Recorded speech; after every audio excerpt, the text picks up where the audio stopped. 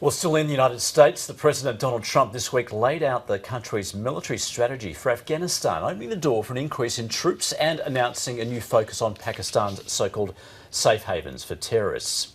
For more on this, we're joined by US political analyst Ed Blakely. Ed, welcome. Good morning. Good morning. The military in the United States welcomed this move by President Trump. How is it being received generally? Very well. This strategy is actually a good one because it doesn't say anything about the troop numbers or the date. So it allows the military to control operations much better.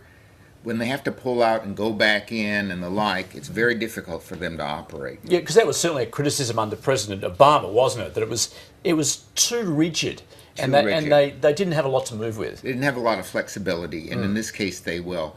They're hoping to secure territory and then bring the Afghani troops in to maintain it and do the same thing around the country. And if they start losing ground, they can send more troops in to get it back. It's a very good strategy. Obama, for whatever reasons, wanted to announce a date. And when you do that, you allow the enemy to move across the border or stand back or even blend in with the local population until the troop numbers are down. So it's basically a good strategy, but he didn't have to condemn Pakistan. He didn't have to say, we're going to win this one. What's winning? This is a political war, and it'll be won at the table, not on the battlefield.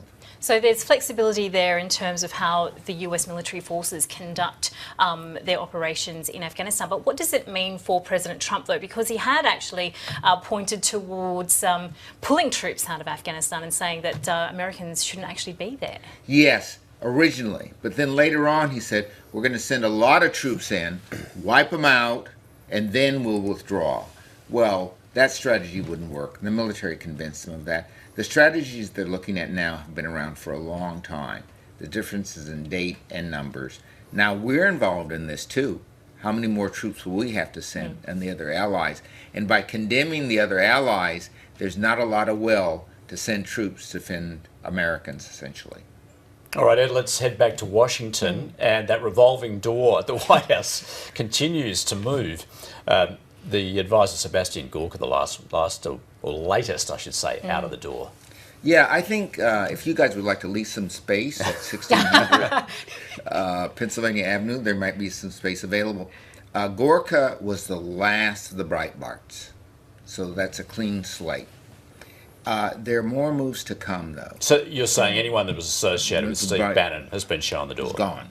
But Gorka said, like Bannon, I'm going to attack you from the outside. And so now they put a ring fence around. Bannon's already criticizing Afghanistan. He's already criticizing every move the president makes. So it's going to be tough for the president, having lost connection with the House and the Senate, with the Republican Party, and now with his best connection with his base, to continue. This is going to be a tough act. But there's one more act to follow. Have you heard about Ivanka and Jared?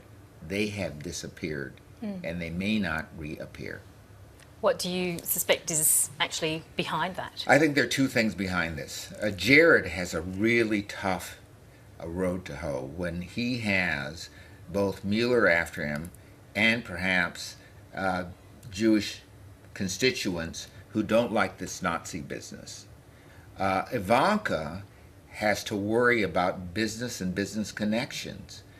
So then they have Kelly, and Kelly says he's going to block the door to them. So why go back there when you have no power, no authority, no responsibilities?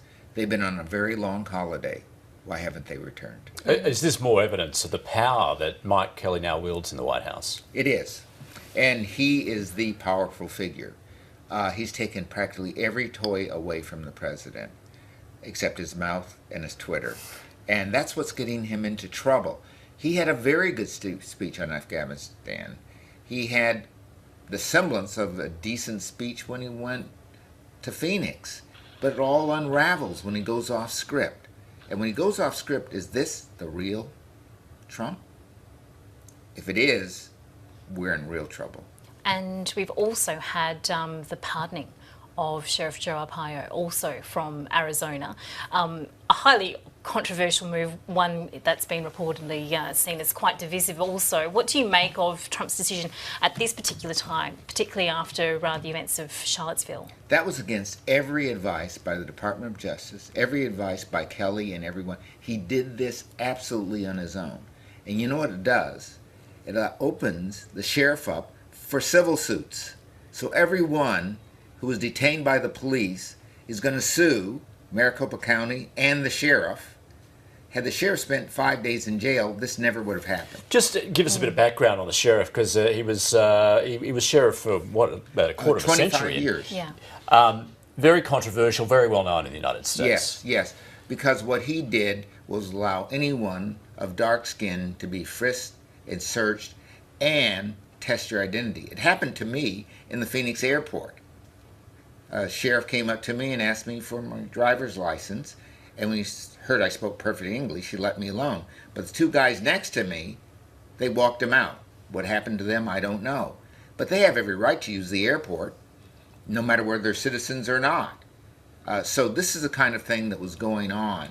And I think this is going to divide the country in a different way.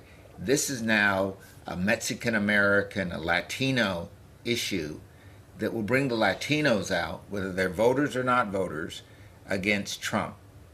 Now he has what left? Rednecks, Nazis, etc. This is not the crowd that an American president should be playing to. And you indicated that this has gone against all the advice of those around him. So is this President Trump effectively thumbing his nose at his closest advisors as well? He is. But let's look at it this way. Maybe he's testing the pardon. Maybe there are other people out in the wings he'd like to give a pardon to, who are bigger fish, who might testify before Mueller. If he could offer them this olive branch, they may not be so ready to testify, and if they do, he can give them a pardon. This is a preemptive move. Remember, the sheriff had not been sentenced. He was testing. Can I give a pardon prior to being sentenced? Maybe, who knows, Flynn might get a pardon before he ever testifies to anything. So he's beginning to see, well, what can I do? They're closing off all my legislative avenues. They're closing off my diplomatic avenues. Maybe I have still a few things to play to save my own skin here.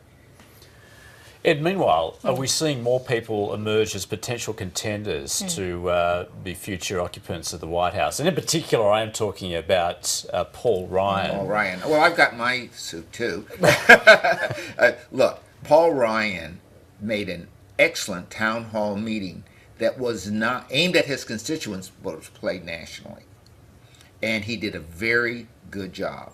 He didn't undercut the president, but he didn't stand with him. He said very categorically, don't shut down the government because of the wall. In essence, we got the votes. He's looking very presidential. Ryan figures this way, if this guy makes it 4 years, I run. If he doesn't make it 4 years, and we have another Pence for a couple of years, I'm still gearing up for the day when that happens. Because Pence has to play in-house ball. He could be on the outside. And I think you'll see Ryan going around the country representing the Republican Party now. And presumably he'd have very broad support within the Republican Party. Very broad support in the Republican Party, and now he's trying to get a few Democrats on side in the lower house. And he's trying to save this election in 2018, because if they keep going the way they're going, you could have a Democratic House and he would not be Speaker anymore.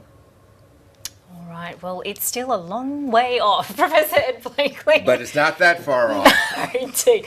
Pleasure to have you always. Thank you so much for joining us on Weekend Breakfast. Thank you.